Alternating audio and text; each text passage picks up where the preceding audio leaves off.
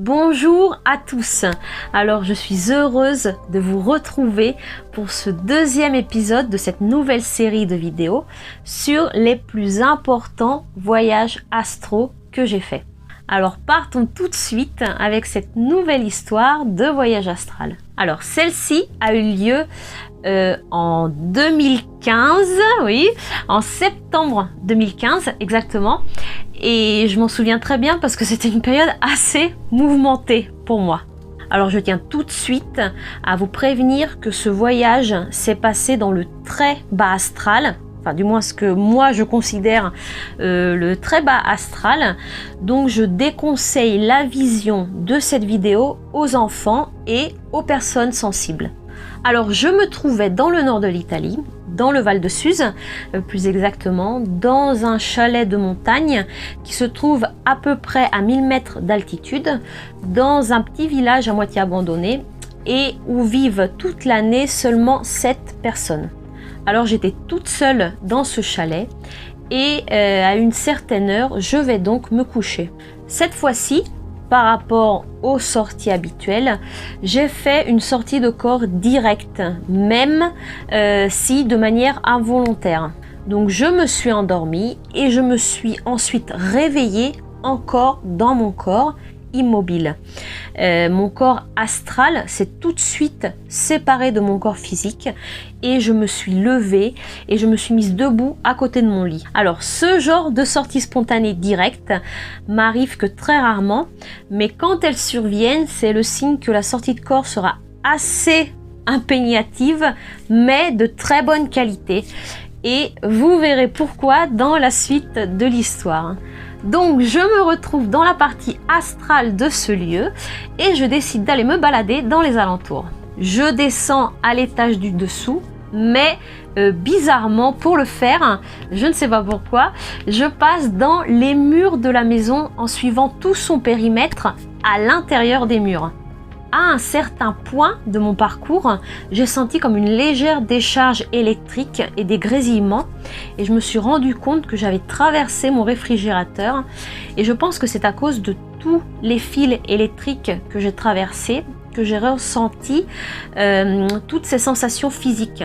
Donc au bout de 30 secondes plus ou moins, je me retrouve devant la maison. Alors dehors il fait sombre, mais en réalité c'est comme si tout autour de moi était en noir et blanc. Je remonte un petit chemin qui traverse le village et va vers la forêt et la montagne. Et là, au bout de ce chemin, apparaît un énorme château de style gothique qui, normalement, dans la réalité, n'existe pas du tout. La structure semble complètement abandonnée et plus du tout entretenue depuis au moins des dizaines d'années. Le jardin qui l'entoure est une plaine déserte et les quelques arbres qui s'y trouvent ont l'air morts. Il y a aussi une légère brume qui enveloppe ce lieu, ce qui donne un air spectral à cet endroit. Et bien sûr, je ne vois personne. Je décide donc de m'approcher de ce château pour mieux l'observer. Tout autour du jardin, il y avait une clôture en fer forgé et un chemin de terre. Alors voilà, je me déplace un petit peu pour laisser la place ensuite de mettre l'image. Alors voilà le dessin du château. Alors je ne suis pas très douée, mais j'ai essayé de le dessiner le mieux possible pour vous donner une idée de comment était l'endroit. Donc je me retrouve dans ce lieu et je décide de m'approcher du château pour mieux l'examiner. Dès que je mets un pied sur le chemin de terre, à ma droite, j'entends des bruits de chevaux au galop et donc je fais un saut en arrière pour éviter d'être renversée. À ce moment-là, je me rends compte que ce ne sont pas de simples chevaux, mais c'est une calèche qui est tirée par 8 enfants d'une dizaine d'années qui sont pieds nus et vêtus de loques et qui sont sellés comme des chevaux. Oui, alors je sais que cette image déjà n'est pas terrible, mais ça va être pire. Donc assis au sommet de cette calèche, il y a une femme habillée en noir avec un fouet à la main qui les fouette pour les inciter à aller plus vite. La calèche passe à toute vitesse devant moi, entre dans le domaine et disparaît derrière le château. Alors vous vous direz que certainement à ce moment-là, vu la scène que j'ai à peine vue, je suis partie d'autre part. Mais non, bien sûr. Donc, qu'est-ce que je décide de faire? Je décide d'ouvrir une petite porte qui se trouve le long de la clôture et je rentre dans le jardin. Sous le porche du château, je vois un homme avec un style vestimentaire gothique adossé au mur de la porte d'entrée. Alors, à peine il me remarque et il me fait signe de m'approcher avec un air assez préoccupé, tout en regardant autour de lui. Il me prend par un bras et il me dit que si je veux fréquenter ce genre de lieu incognito, je dois apprendre à doser et à abaisser ma fréquence vibrationnelle, sinon cet endroit pourrait devenir extrêmement dangereux pour moi. Alors je dois dire que la période était encore celle où oui, j'avais compris que j'étais en train de faire des voyages astro, mais j'avais pas encore très bien compris les conséquences, hein. Donc tenez compte de ça pour la suite. Donc je ne comprenais pas vraiment ce qu'il était en train de me dire. Alors à partir de là, il m'a dit plein de choses et je lui ai fait même répéter plusieurs fois parce que je n'arrivais pas à mémoriser tout ce qu'il me disait. Mais la seule chose que j'ai réussi à mémoriser, c'est la fin de son discours avec ces mots. Donc discours blablabla blablabla que je ne me souviens pas et il finit. Il est presque impossible de venir dans ce genre d'endroit sans en subir de graves conséquences. Mais tu as de la chance d'avoir une excellente généalogie animique. Et boum, il n'a pas eu le temps de finir sa phrase parce que à ce moment-là, j'ai été catapultée dans mon corps. Mais ayant fixé l'image du château, je m'y suis reconnectée et je suis retournée immédiatement dans ce lieu. Alors, vous vous posez certainement la question du pourquoi j'ai absolument voulu retourner dans cet endroit. Alors, parce que en parlant avec cette personne, j'ai vraiment eu la sensation qu'il ne faisait pas du tout partie de ce lieu de bas astral. Mais c'est comme s'il s'était camouflé pour passer incognito et voir ce qui se passait dans ce genre d'endroit. Et j'ai aussi eu la nette sensation que ce n'était pas la première fois qu'il faisait ça et qu'il avait été envoyé pour faire des missions d'investigation dans ce genre de lieu et que donc je n'avais aucune crainte à avoir en sa présence. Mais surtout parce qu'il avait l'air d'avoir des tonnes d'informations, même sur moi, surtout sur moi. Et c'est ce qui m'intéressait. Et je voulais absolument aller le revoir pour essayer de récupérer le plus d'éléments possible. Donc me revoilà de nouveau devant ce château. Mais malheureusement, le scénario a totalement changé. Il a totalement changé parce que comme je vous l'ai dit dans l'autre vidéo, le temps n'a pas la même valeur en astral et dans le réel. Donc, les quelques secondes qu'il m'a fallu pour retourner dans cet endroit ont été suffisantes pour faire passer quelques heures en astral. Alors, ce que je n'ai pas dit au début de la vidéo, c'est que la première fois que j'étais devant ce château, même s'il y avait de la brume et que le ciel était gris, il faisait tout de même jour, alors qu'à ce moment-là, il faisait nuit. Alors, je vais essayer de décrire avec le plus de détails possible comment s'était transformé cet endroit. Donc en dehors, à l'extérieur de la clôture, il y avait des centaines de personnes qui attendaient de rentrer à l'intérieur. Tout le long de la clôture, il y avait des portes, des petits portails, et devant chaque entrée qui était environ une dizaine, ces mêmes personnes étaient en file indienne. Les volets du château étaient tous ouvertes et de la lumière filtrait à travers les fenêtres. La porte d'entrée était grande ouverte et les personnes qui étaient déjà rentrées à l'intérieur du domaine se dirigeaient toutes vers cette même porte. J'ai commencé à chercher au milieu de la foule l'homme que j'avais vu dans la première partie du voyage, mais je n'ai pas réussi à le retrouver. Alors les personnes qui attendaient en file indienne n'avaient pas toutes un aspect humain. Je dirais même que très peu d'entre elles avaient une apparence humaine. Je pense qu'il y avait au moins une cinquantaine de races d'humanoïdes différentes. Donc en me déplaçant d'une file à l'autre, à un moment, un de ces êtres m'a arrêté et m'a dit « Tu n'es pas dans la bonne file là. ta file se trouve au fond, en m'indiquant le portail du fond. Il a continué en me disant, on n'a vraiment pas de chance d'être ici, hein. Et moi, de manière très ingénue, je lui ai dit que j'étais ici de ma propre volonté. Alors cet être m'a regardé très surpris et en rigolant à moitié, il m'a répondu de ne pas plaisanter parce que personne ne venait ici de manière volontaire. À ce moment-là, je retourne une deuxième fois dans mon corps et toujours avec l'idée de retrouver cet homme, je me reconnecte à ce château et je retourne dans ce lieu. À ce moment-là, quand je retourne pour la troisième fois, l'endroit a encore changé.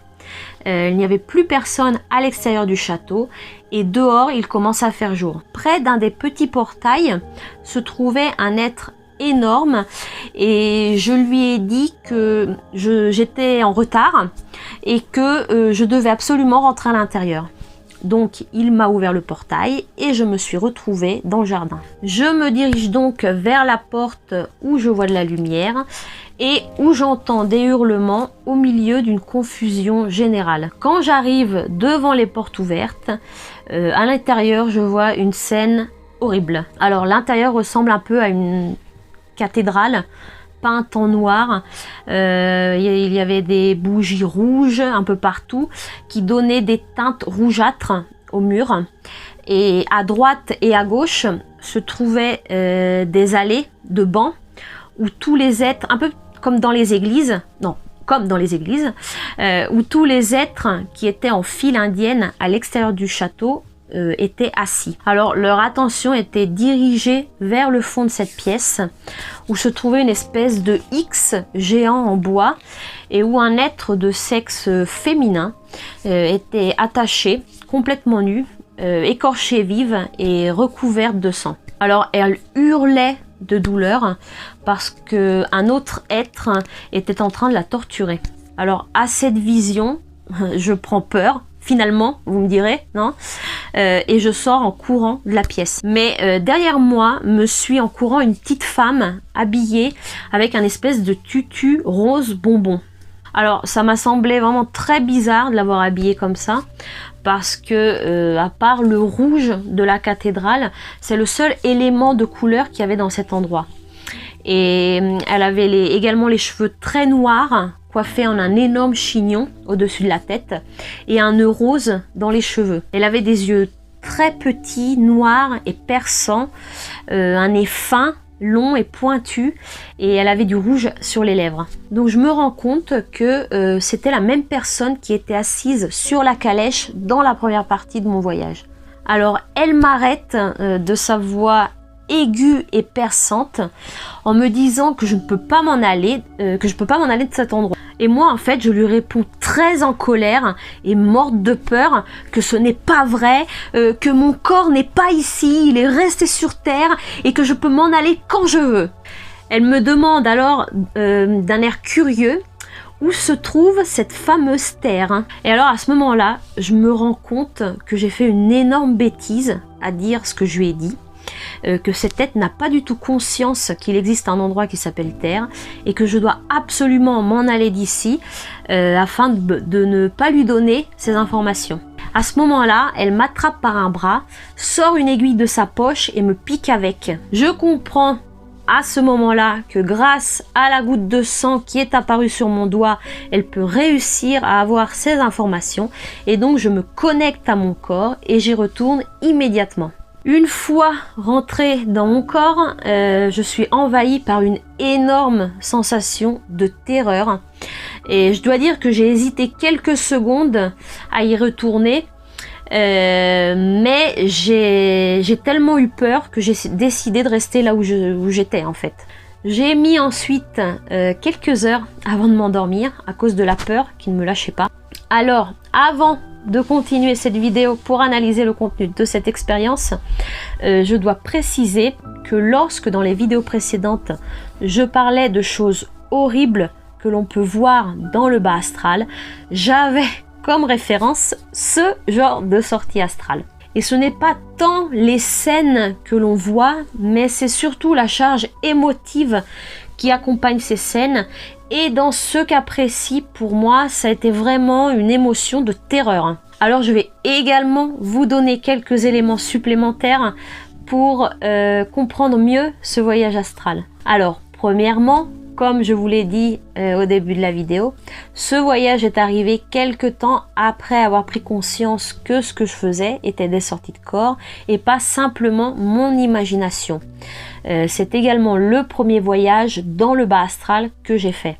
Et je pense que s'il avait eu lieu lorsque je n'avais pas encore conscience que c'était un voyage astral, je n'aurais pas eu toute cette peur, parce que pensant que c'était seulement le fruit de mon imagination, je l'aurais pris avec beaucoup plus de légèreté. Une autre chose que j'ai compris, mais bien plus tard, c'est que comme cet homme que j'avais rencontré, j'étais amenée moi aussi à aller dans le bas astral pour diverses raisons, comme aller chercher des informations précises ou aider des êtres piégés dans cet endroit et à en sortir, et que cela faisait partie d'une de mes missions de vie. J'en ai également conclu que le fait d'avoir pris conscience peu de temps avant d'être une voyageuse de l'astral a fait si que la partie de moi qui a accepté de faire ce genre de travail comme partie intégrante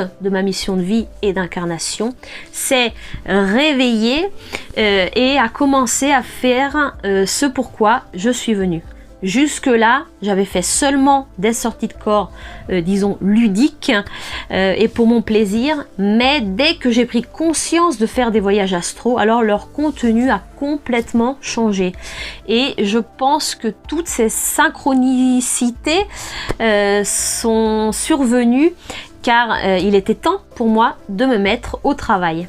Je dois dire à ce propos que pendant un certain temps, le fait de me retrouver constamment dans le bas astral, sans avoir une quelconque explication du pourquoi, parce que malheureusement on ne m'a pas offert cette chose avec la notice, m'a mise pas mal en difficulté, parce que j'étais arrivée à me convaincre, connaissant tout ce qui concerne la compatibilité vibrationnelle, que j'étais une personne mauvaise. Ou que, du moins, selon la loi universelle de cette fameuse compatibilité vibrationnelle, je pouvais être considérée comme mauvaise. Mais ce que je n'arrivais pas à comprendre, c'est comment je pouvais être réellement d'un côté une personne mauvaise, mais d'un autre côté que des êtres en astral, surtout dans le bas astral, me voyaient aussi lumineuse. Et ça, c'était un contresens que je n'arrivais pas à m'expliquer. Alors, je répète, une chose importante à savoir, c'est que personne ne nous donne des explications, ou du moins personne à moi ne m'a donné un manuel d'instruction où on m'a expliqué pourquoi je faisais telle chose, pourquoi je n'en faisais pas d'autres, ou pourquoi j'allais dans le bas astral. Donc c'est au fur et à mesure des sorties de corps que j'ai faites et des communications que j'ai dans cette réalité de l'astral, que j'ai réussi à mettre tous les morceaux de puzzle ensemble et à avoir un cadre assez complet de la situation, même si je continue encore maintenant à recevoir toujours des nouveaux éléments. Un deuxième élément important, c'est qu'un de ces habitants de ce village, dans la réalité bien sûr, est une personne de mon âge et qui a également cette capacité d'aller en astral. 1 ou 2 années après cette sortie de corps, j'ai eu l'occasion d'en parler avec lui et il m'a dit que lui aussi avait été dans cet endroit, qu'il n'avait pas vécu la même situation, mais qu'il avait tout de même dû combattre contre des entités de basse fréquence et qu'il m'a donc confirmé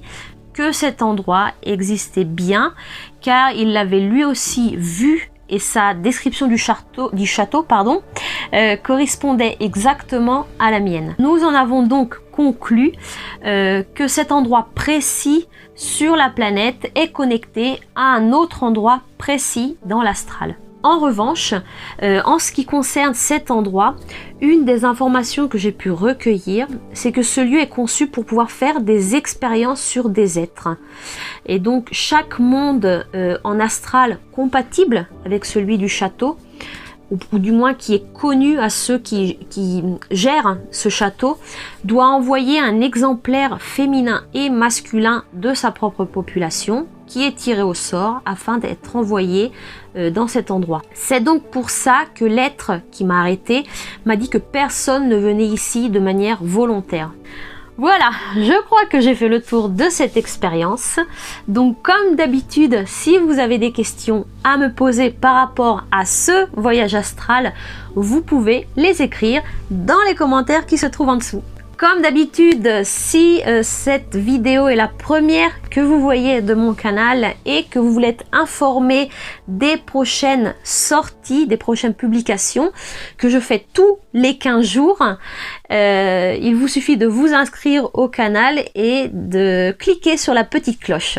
En attendant, je vous souhaite une bonne journée ou une bonne soirée et on se revoit pour la prochaine vidéo. Ciao!